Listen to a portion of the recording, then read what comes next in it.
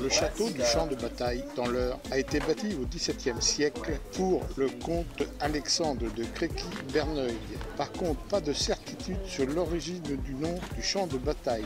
Plusieurs hypothèses sont avancées. De l'appartenance du site à un monsieur Bataille, en passant par des combats de sangliers qui auraient eu lieu sur le domaine, les légendes n'ont pas de limite. La plus communément invoquée est celle d'une bataille en 935 entre deux familles, l'une dirigée par le comte du Cotentin et l'autre par Guillaume Longue-Épée. Implanté sur 60 hectares de ce territoire, le golfe du champ de bataille offre un tracé vallonné dans les bois et sous-bois de ce lieu historique. C'est un 18 trous par 72 sur 5615 mètres pour un slope de 135 sur les départs jaunes.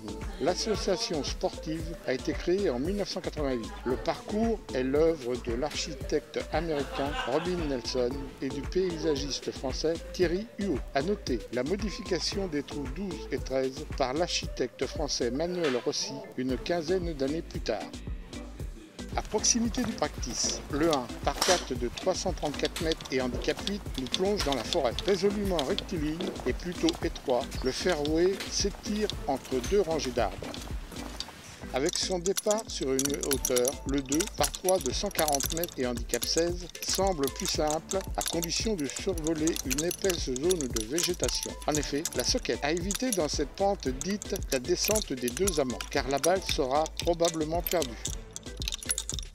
Plus loin, sur le 4 par 5 de 486 mètres et handicap 1, restez de préférence sur la droite. Sur la gauche, de nombreux obstacles gênent la progression de la partie. Plus distant et bien masqué, un obstacle d'eau attend tous les coups manquant de précision.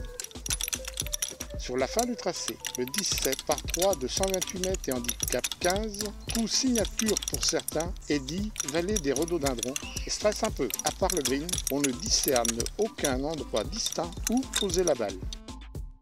Jouxtant le golfe, le château du champ de bataille, surnommé le Versailles normand, se visite en haute saison. Dessiné par le nôtre et revu par l'actuel propriétaire, le décorateur Jacques Garcia, son jardin contemporain, ainsi que ses 20 bassins et fontaines vous attendent.